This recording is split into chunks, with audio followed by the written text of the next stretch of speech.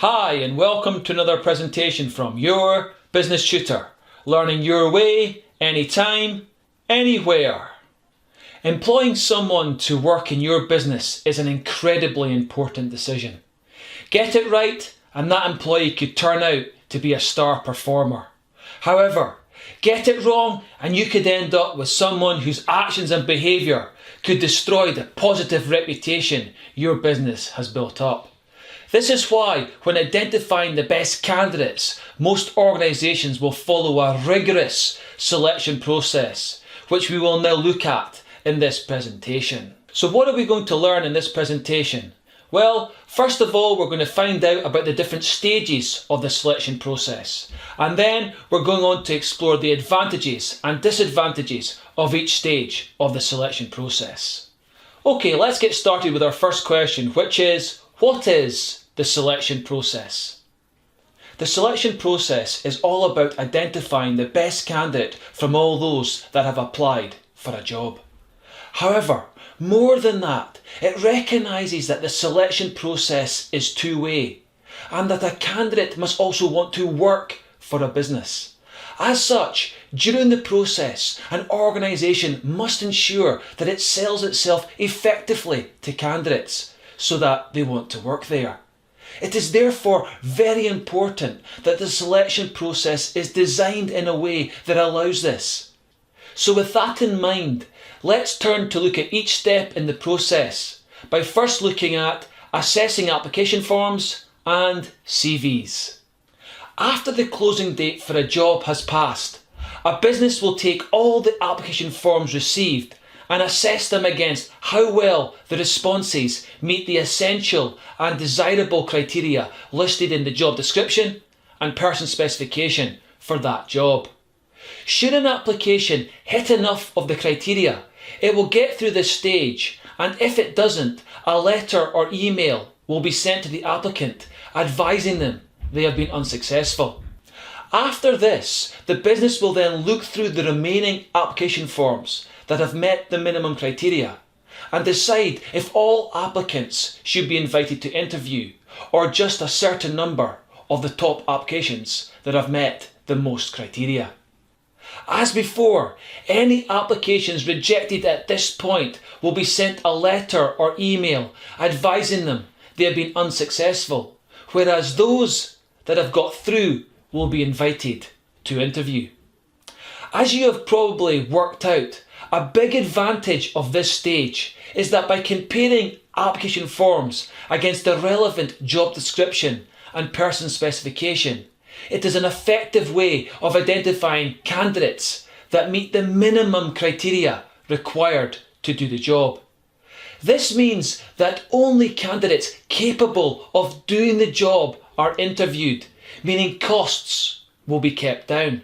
It is also useful as the information in each application lets a business start to get a feel for each candidate. But more than that, the information contained in each application form can be used during the interview process to explore each candidate's experience, skills, and what jobs they have done in the past. However, as you would expect, this stage can be very time consuming because reading through lots of application forms and assessing them will take a while.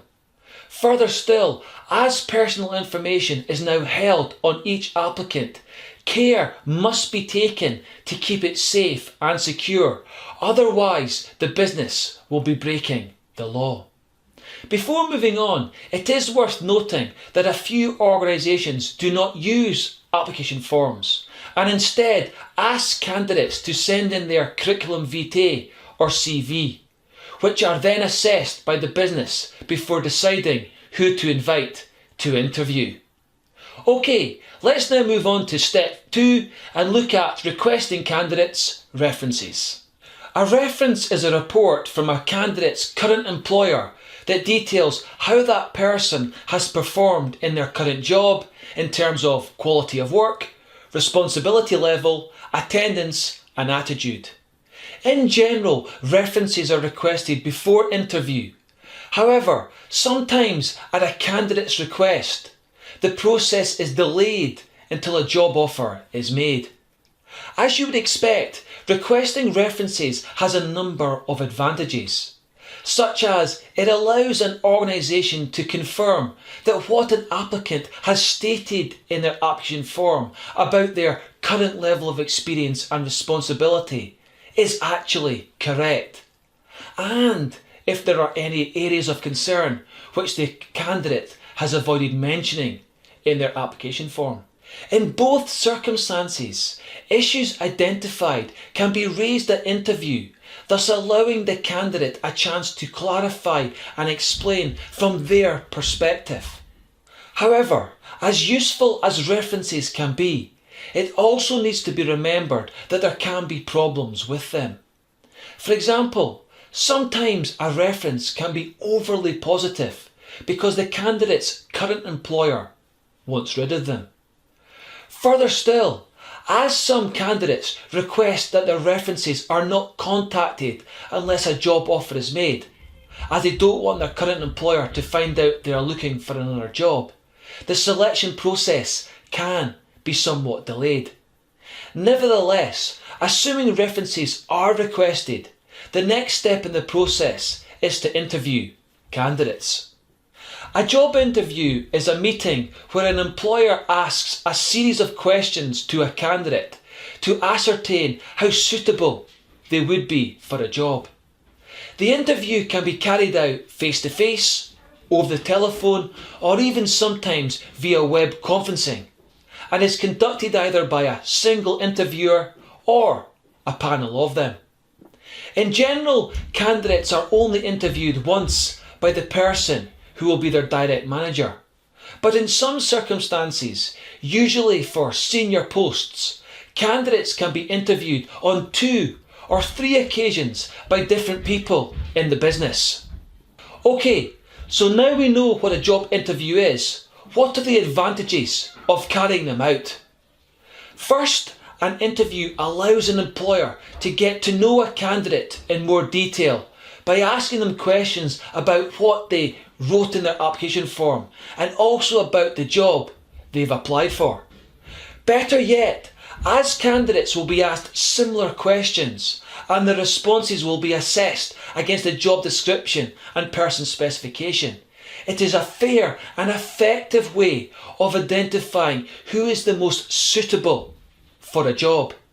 In fact, if a panel interview is used, or the candidate is interviewed on several occasions, then different people's perspectives will be taken into account when selecting the best candidate, which means bias is less likely to creep into the process compared to if only one person were interviewing. Of course, interviewing also has a number of disadvantages. For example, interviewing a number of candidates is time consuming and can be expensive if done face to face using a panel of interviewers.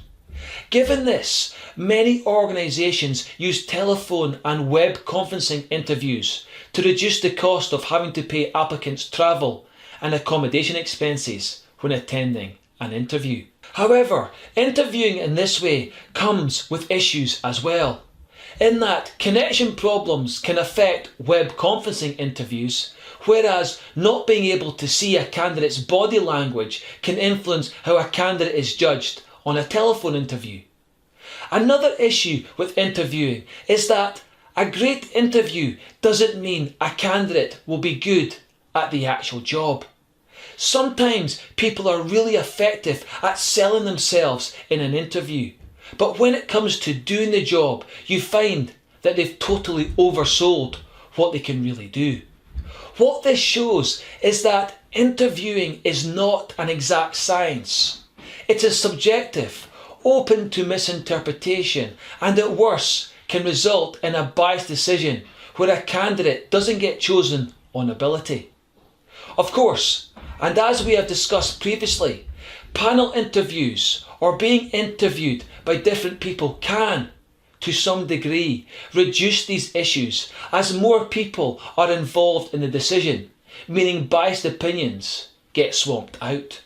And finally, interviews can be very stressful, meaning that a potentially good candidate may underperform, resulting in them not being selected.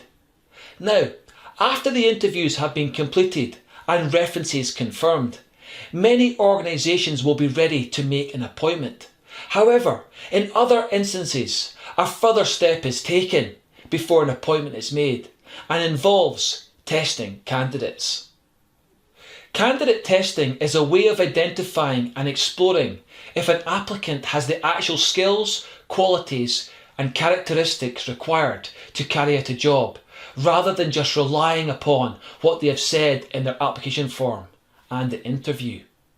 Although testing normally occurs after interview or on the same day, sometimes it can occur before as a means of identifying if a candidate has the basic skills required for a job.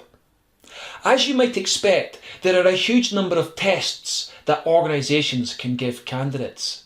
For example, before arranging interviews, many organisations will ask candidates to take a basic attainment test that lets them judge numeracy, literacy and ICT skills.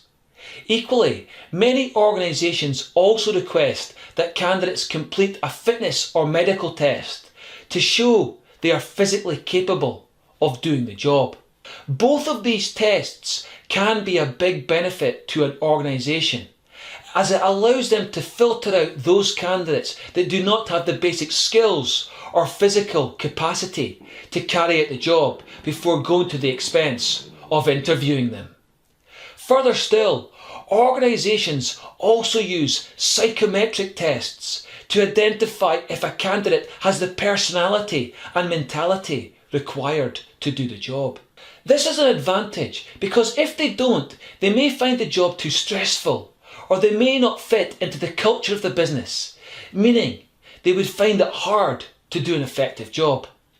Another way in which an organisation tests candidates is by giving them a problem-solving or scenario-based task that is relevant to the job they will do.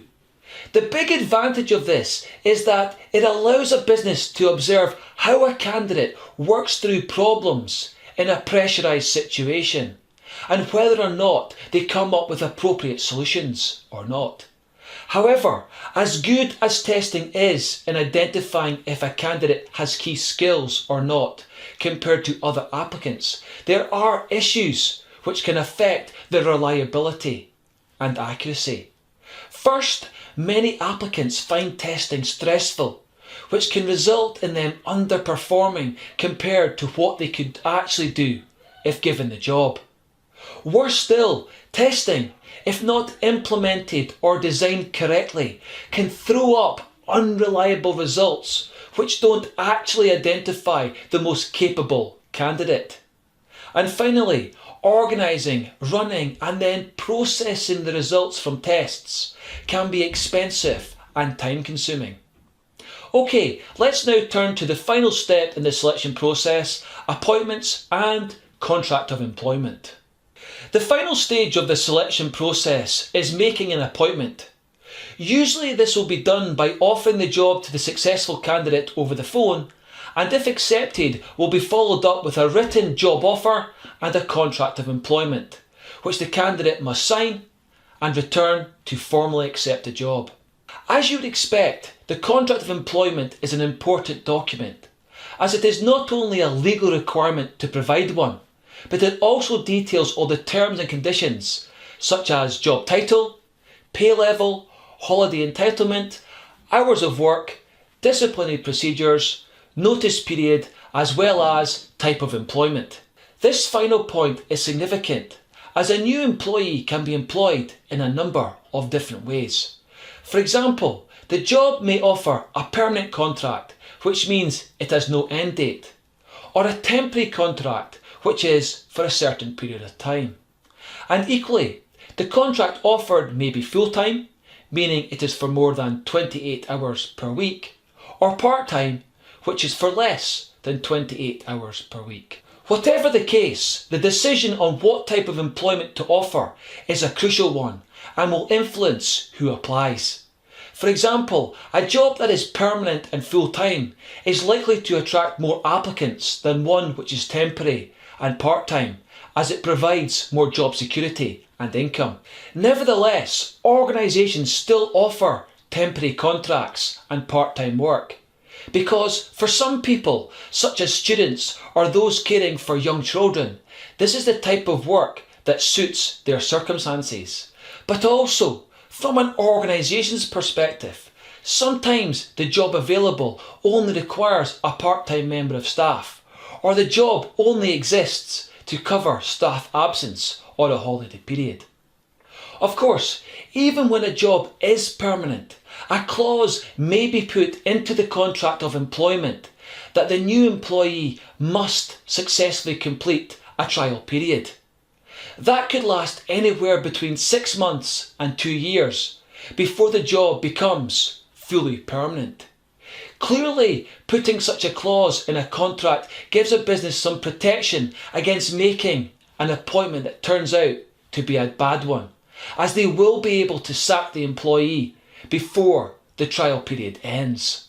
Okay, so what did we learn in this presentation? Well, first of all, we found out about the stages of the selection process, and then we went on to explore the advantages and disadvantages of each stage of the selection process.